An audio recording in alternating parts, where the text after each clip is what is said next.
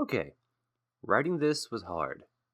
Not because it's not relevant, but trying to concisely talk about this thing quickly and still in a way that's interesting is hard. The future of fandoms, or what I think of bronies. Time and again, we see the rise, fall, and eventual settling of various fandoms and subcultures. Some fandoms don't follow this cycle, however. Looking at you, Homestuckers. But now, I can add bronies to that list, albeit not quite in the same way, since the essence of bronydom, I guess you can call it, has roots in many other previous movements, or just other times. For all those who've watched the recent reboot, and I know you have, and for the very few who have not even heard of it, the show portrays the main 6 characters who each represent one of the many core values of a person, or in this case the elements of harmony. Honesty, loyalty, generosity, etc. At the end of each adventure arc, what truly gives these ponies their edge is their friendship, as they learn to benefit from each other's strengths, although they are by no means weak on their own. This lesson has been around for longer than the show, spanning through many cartoons and non-cartoons alike. Another cartoon or two that has the same thing, how about Gummy Bears? Or the Smurfs? You know those two, right? I mean, they had the same values of teamwork and togetherness. It's a well-known point, but I digress. The older fans of the show, both male and female, that developed were originally surprising. I mean, people who are older than the intended kid audience that the cute ponies were aimed at? What is this magic? You will find many articles on this with a quick search on Google, and there's no correct answer. What attracted me to the show, and possibly you, was actually the visuals and voice acting rather than the immediate cuteness or the meaning behind it all. The quality was far and above most shows for younger audiences, specifically for a show meant to cash in on a toy line, aiming for more profit.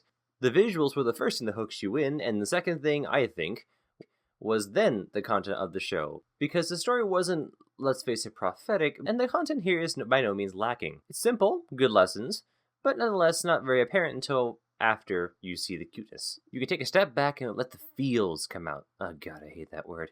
Or just be young for a bit, be a kid again. At least that's what I watch it for. The other aspect, at least what I personally took from all of the show itself, and which is equally important to me, is the perspective of a more, how do I say, female protagonist? The main 6 characters are female and is made very clear as such. The problems and solutions the show have are not necessarily approached with the same bang head on wall approach, but with more varied steps. I mean, there's always slapstick humor involved, but a problem such as, say, the invasion of a crystal empire by a doppelganger and her army was made a little bit more complex, but believable, and with a satisfying conclusion because of how the characters were approached in different ways. Because they were elements of core values, and because indeed they were female. It's really hard to pin down, but the feminine touch adds a certain level of depth to the show that goes beyond the visuals. It's little things like that really keep the fans watching, and not all of those little things, strictly speaking, are solely in the show. People also watch it for reasons like being part of a bigger fandom that even if you don't talk to them in person, you feel like you're part of a whole herd.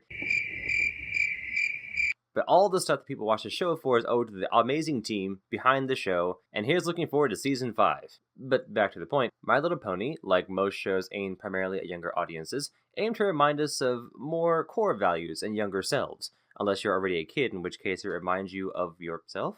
Simple things like laughter, sticking to your guns, being a true friend are par for the course for this genre. I actually compared bronies to Templars before, and I believe the metaphor holds sort of true. Fans that truly get what the show is about will always be around to show other people the show and the values behind the show, what it represents. I mean, bronies have come together to do amazing art and music and a bunch of other stuff, and they've done some great things for other organizations too. I think Project Smile comes to mind. But like any good fandom, it will eventually settle into a certain subculture that even after it loses the mainstream appeal, which technically already has about Season 3, it will be referenced and can be referenced through conventions and art for years to come. I'm going to see pony conventions and costumes, well, not conventions I guess, but I'm going to see pony costumes far into the future in any convention I hope to go to. Hopefully anyway, or at least some kind of rendition of them. Hey, I like that one! Look at that, handsome lad, isn't he? So, years from now, I would consider the bronies of today, or yesterday, depending on when you're watching this, or years in the future, to be the guardians of the metaphorical gates of Equestria. Or maybe I'm looking way too deeply into an innocent cartoon show. Actually, no, here's a better metaphor for the whole Guardians thing.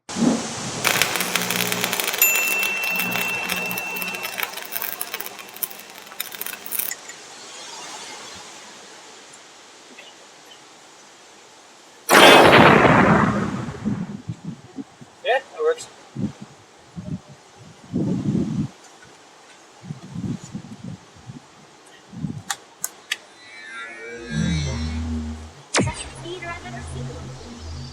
shall we?